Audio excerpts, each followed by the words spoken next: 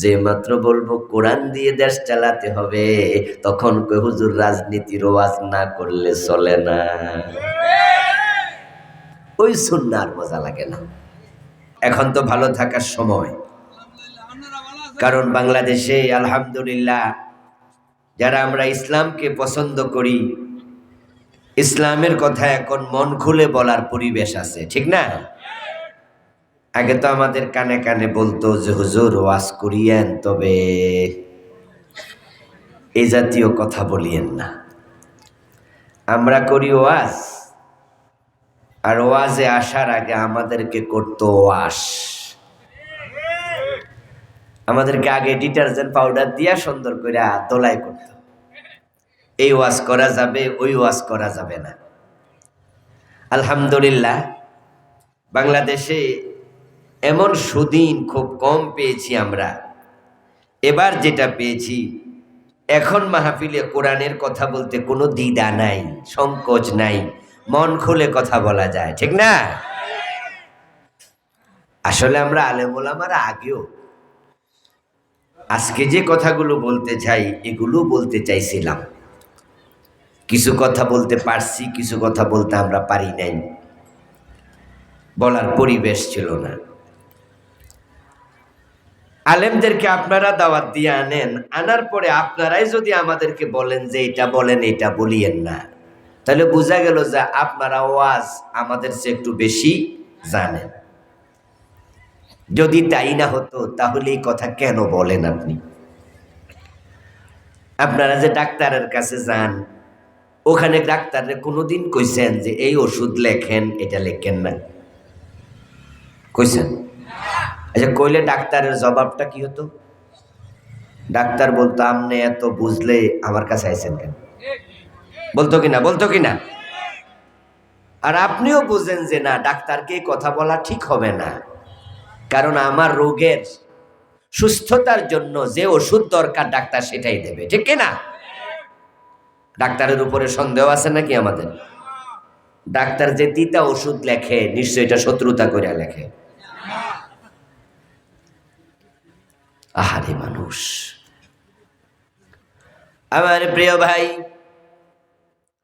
ইঞ্জিনিয়ারের কাছে যখন আমরা যাই বিল্ডিং এর ডিজাইন করার জন্য, তখন আমরা ইঞ্জিনিয়ারকে কোনোদিন বলি নাই আপনি এখানে 5 সুতা রড দিয়েন, সেখানে 2 সুতা দিয়েন। আমরা কোনোদিন বলি নাই এখানে ফিলারটা দিয়েন, ওখানে দিয়েন না। বরং আমরা শুধু জানাইছি আমি একটা 5 তলা বিল্ডিং, 10 তলা বিল্ডিং বানাতে চাই, আমার জমি হলো এত শতক। ইঞ্জিনিয়ারের কাছে আমরা বুঝাই, তারপরে উনি ভালো বুঝেন কোথায় 500 রড দরকার, কোথায় 200 দরকার। এখানে 4 কাঠা বিল্ডিং এর উপরে 10 তলা ভবন, যদি 4 কাঠা জমির উপরে 10 তলা ভবন হয়, তাহলে কয়টা ফিলার লাগবে এটা উনার ব্যাপার। আমরা উনাকে এখতিয়ার দেই, কারণ আমরা জানি তিনি শত্রুতা করে ফিলার বাড়াইয়া দেবে না। আমাকে লসে ফালানোর জন্য 2 সুতা রড দরকার, 5 সুতা ঢুকাইয়া দেবে না। আমরা তাকেও বিশ্বাস করলাম, ডাক্তারকে বিশ্বাস করলাম। সেলুনে যখন যাই, তখন সেলুনওয়ালা যখন আমাদের শেভ করে, তখন আস্তে কইরা গলার কাছে যখন সে তার ছুরিটা আনে, তার যে নাইফটা আছে ওটা আনে, আমরা তখন চোখ বন্ধ করে থাকি। ও বেটা হিন্দু, তারপর আমরা মনে মনে ভাবি না বেটা আবার জবাই করে ফেলে কিনা। কি বেটা যখন ছুরিটা সাজতে সাজতে এখানে আনে, তখন কি আপনি চিৎকার দিয়ে দৌড় মারছেন যে মাইরা লাইরুলি? তো একটা হিন্দু সেলুনওয়ালারে বিশ্বাস কইরা চোখ বন্ধ করলেন, বেলা এখানে ছুরি লড়াইতেছে। একটা ইঞ্জিনিয়ারকে বিশ্বাস করলেন, ডিজাইন বানাতে দিলেন, কোনো সাজেশন দিলেন না।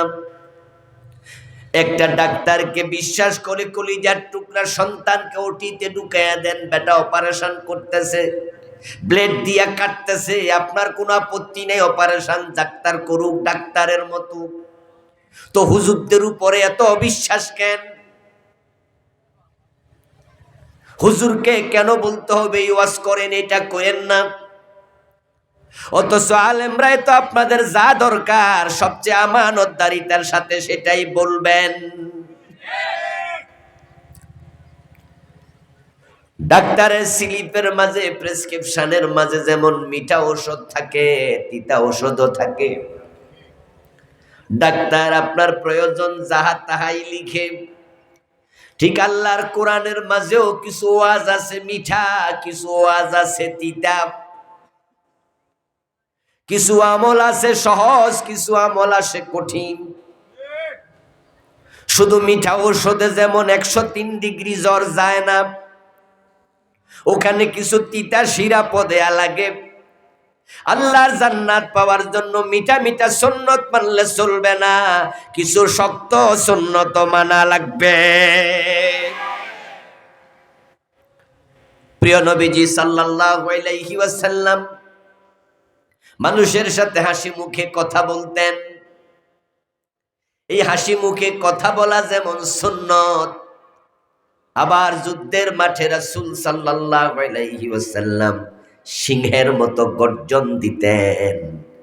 তাই প্রয়োজনে সিংহের মতো গর্জন দেয়াটাও সুন্নাত, ঠিক না?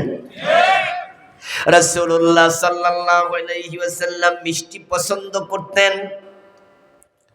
তাই মিষ্টি খাওয়া যদি কেউ মনে করে এটাও নবীর একটা সুন্নত, আমি বলবো সেই নবী তো আবার তায়েফের ময়দানে দিনের দাওয়াত দিয়া পাথরের আঘাত খেয়েছেন।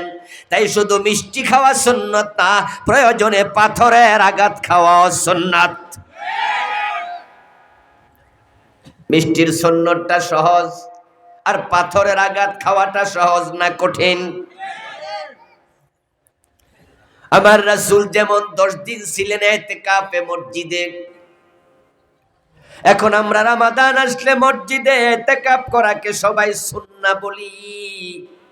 যদি ইতিকাফ করা সুন্নাহ হয়, আমার রাসূল তো শিবে আবি তালেবে 3 বছর জেল খাটছেন, জেল খাটাও সুন্নাহ হবে, ঠিক না?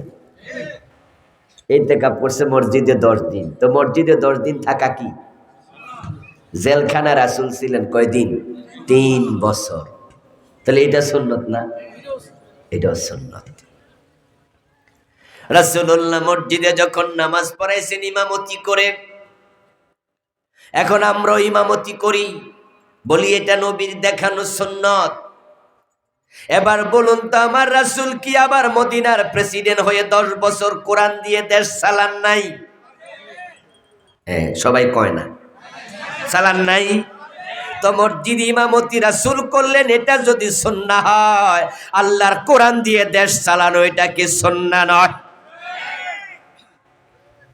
এখন মসজিদের ইমামতির ওয়াজ করলে সব মুসল্লি কয় যে ঠিকই আছে, এটা হাদিসে আছে, হুজুররা কইছে, ইমামতি রাসূল করছে, এটা সুন্নত, অসুবিধা নাই।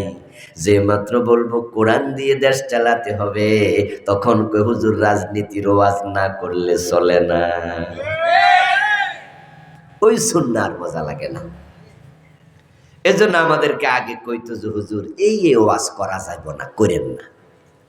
যে হুজুর শুনে নাই, মাহফিল চলাকালে মাইক কেড়ে নিয়ে গেছে, এমন ঘটনা হুজুরকে স্টেজ থেকে নামাই দিস, কথা বলতে দেয় নাই। একটু পান থেকে চুন খসছে, হুজুরের মাহফিলই বন্ধ করে দিছে, ঠিক না?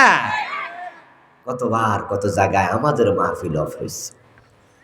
আল্লাহ শুকরিয়া, এখন বাংলাদেশটা হায়না মুক্ত, ওদের করাল গ্রাস মুক্ত।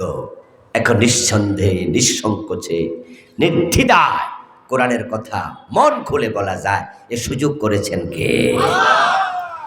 যে আল্লাহ তাআলা সে সুযোগ আমাদের দিলেন। আসুন আমরা শুরুতে তাকে শুকরিয়া জানাই, কৃতজ্ঞতা জানাই।